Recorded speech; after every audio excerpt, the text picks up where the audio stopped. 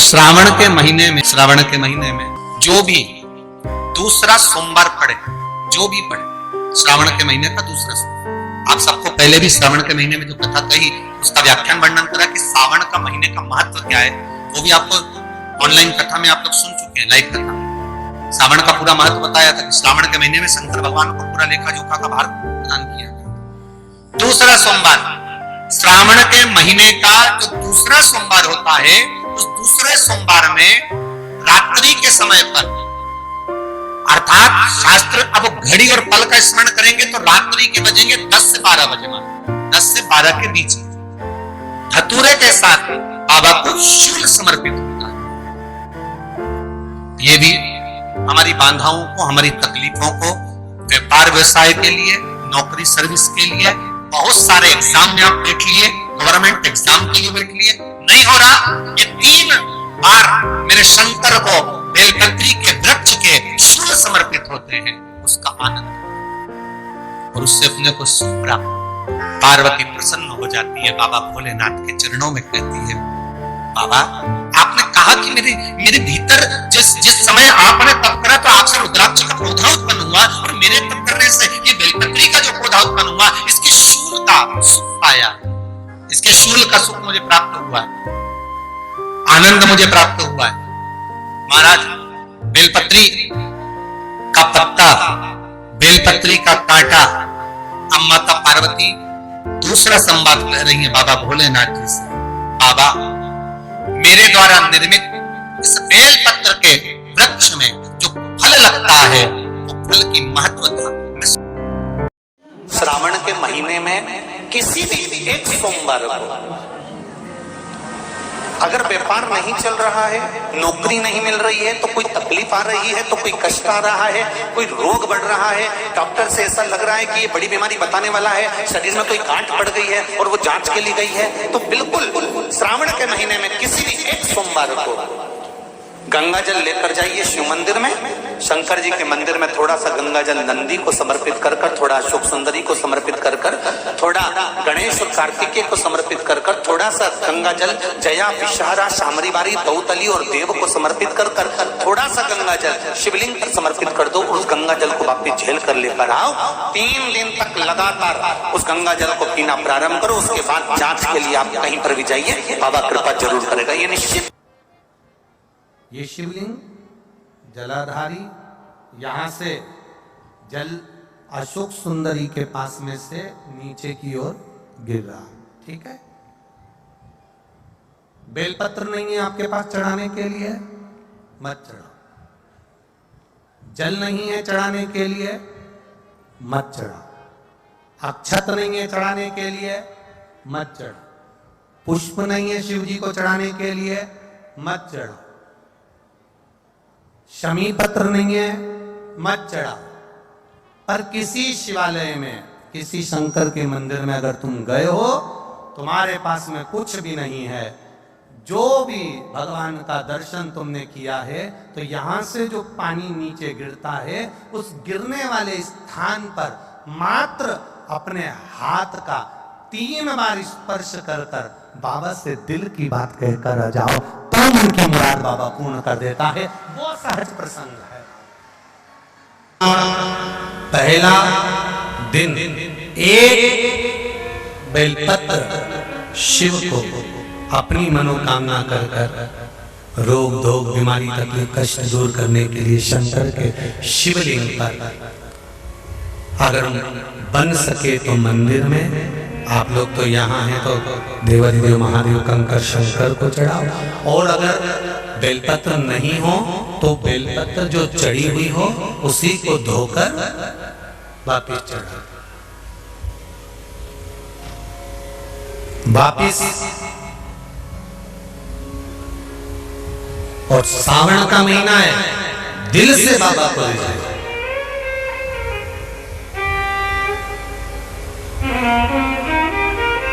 हम धर्म करने के चक्कर में, परमात्मा के भजन के चक्कर में किसी का अपमान ना करें। इसका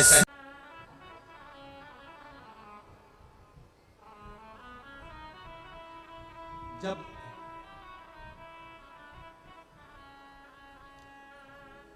सारी दुनिया की ठोकर खा लो,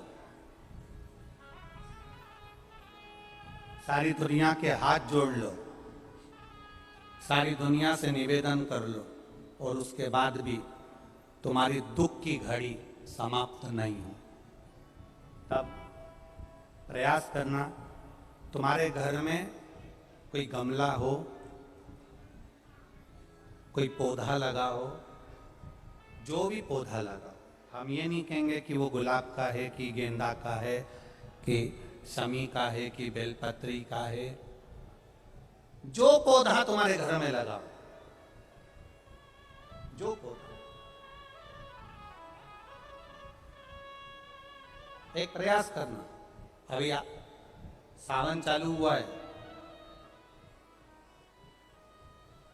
अगर तुम्हें लगता है कि मेरी दुख का समय समाप्त नहीं हो रहा, मेरी दुख की घड़ी समाप्त नहीं हो रही, तो घर में रहने वाले जितने लोग आस्था चैनल पर कथा सुन रहे हैं, जितने फेसबुक यूट्यूब पर कथा सुन रहे हैं, और जितने पुष्कर राज की इस पावन धरा पर बैठकर कथा सुन रहे हैं, उनसे निवेदन करेंगे, श्रावण 2 सावन अब की बार हैं, एक अधिक मास का भी पड़ेगा और एक श्रावण ये पड़ेगा। ये जब 2 श्रावण पड़ते हैं तो इसमें हरि और हर का मिलन होता है, हरि और हर का मिलन, क्योंकि अधिक मास जो है वो भगवान पुरुषोत्तम का है, भगवान विष्णु का, और सावन के मध्य में अगर पड़ रहा है तो देवाधिदेव महादेव के साथ भगवान हरि का मिलन हुआ है, इसलिए इसको हरिहर श्रावण कहते हैं। ये 2 महीने के श्रावण में अगर मान लो एक दिन आपका निकल भी गया, 2 दिन आपके छूट भी गए, कोई दिक्कत की बात नहीं है। जो पेड़ तुम्हारे यहाँ लगा हो, जो पौधा तुम्हारे यहाँ लगा हो, जो वृक्ष तुम्हारे यहाँ लगा हो, जो क्यारा तुम्हारे यहाँ, कुंडी तुम्हारे यहाँ, उसी की मिट्टी को, उसी के पेड़ के नीचे, उसी पौधे के नीचे, उस मिट्टी को थोड़ा सा हाथ से उसको उठाकर एक लिंग की आकृति बना ले। उसमें जलाधारी बनाने की जरूरत नहीं, केवल लिंग की आकृति बनाकर उसी की पूजन वहीं कर कर पानी चढ़ाकर 15 से 20 मिनट बाद अपना काम करने के बाद उसी को उसी मिट्टी में विसर्जन कर दें, अपनी कामना कर कर। देवाधिदेव महादेव 2 महीने के बाद क्या देगा ये वही जान सकता है। वो क्या प्रदान करेगा ये उसके ऊपर।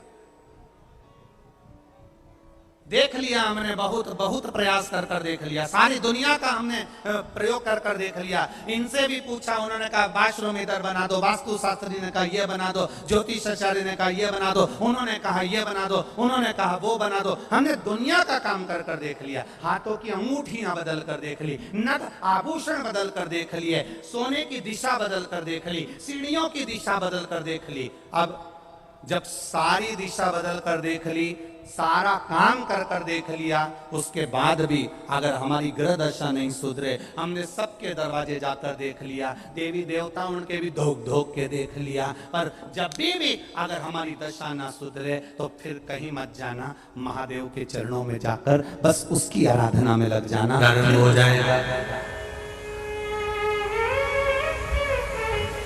जो माताएं श्रावण के सोमवार का व्रत करती हैं वो पशुपति व्रत मत करना।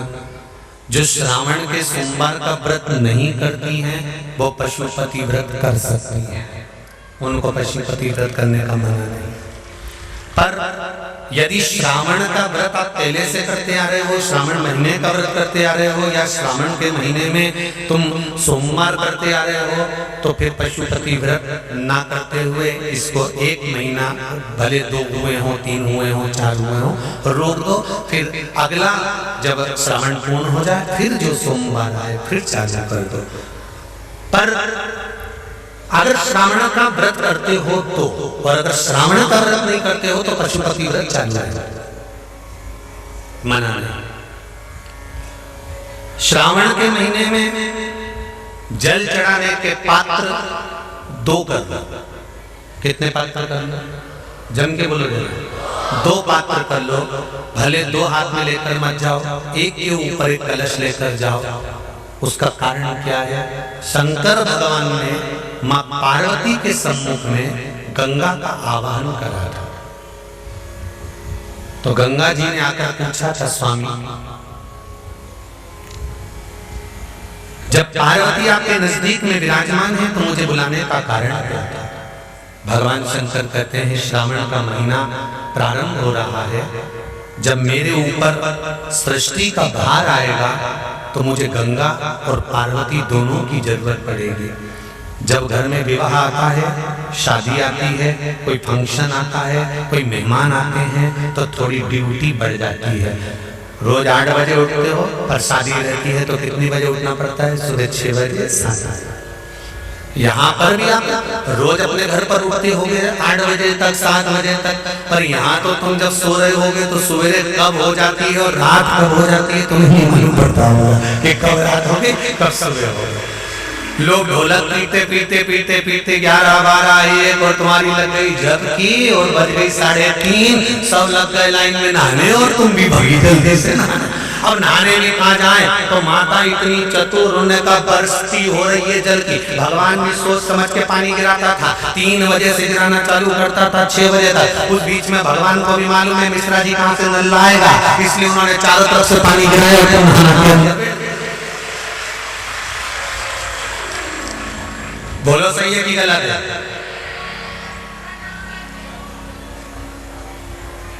सब बाहर निकली धीरे से, इतनी चतुर, राम जी गजब की चतुर चतुर लोग आया है, गजब।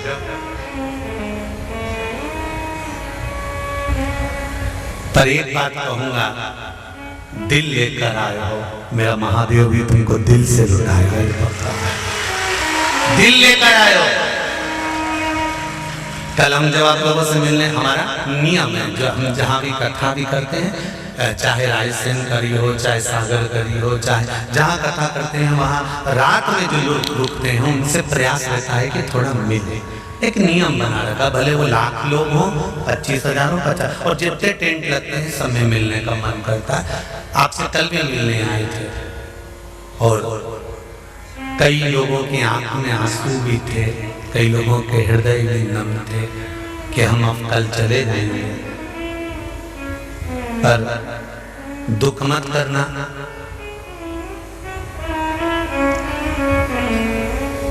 दूसरा कोई स्थान हो वहां से जाओ तो वापिस आने की गारंटी है कि नहीं है, पर यहाँ तो सील और थप्पे लगाकर भेजता है कि वापस बुला लाएगा। तो फिर क्या दिक्कत? उसकी आराधना मात्र करिए।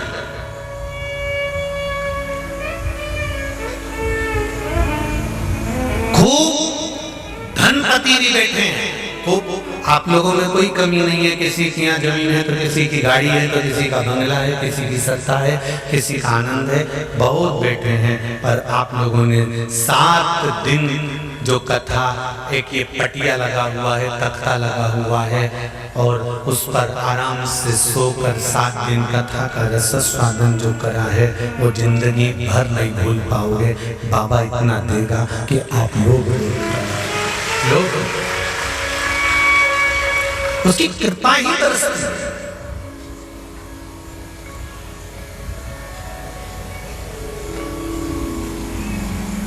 उसकी कृपा बिना कुछ नहीं। तेरी कृपा बिना न हिले एक भी लेते श्वास, तेरी कृपा से तनो तनो। बाबा की कृपा होती है तो आना होता है।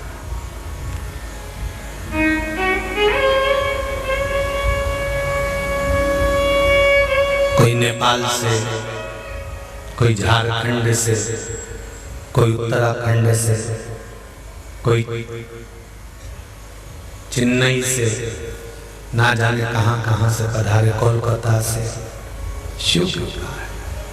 कावड़ का जल लेकर, हाथ में जल लेकर जितने कदम चलकर हम शंकर के मंदिर तक या बेलपत्र के वृक्ष तक जाते हैं, जितने कदम चलते हैं उतने तीर्थ हम पार कर शिव के नजदीक पहुंच जाते हैं। उतने तीर्थ पार कर, सारे तीर्थ धाम आपके चरणों में। हे नाथ प्रणाम आपके चरणों में। सारे तीर्थ वहीं पर है, वहीं।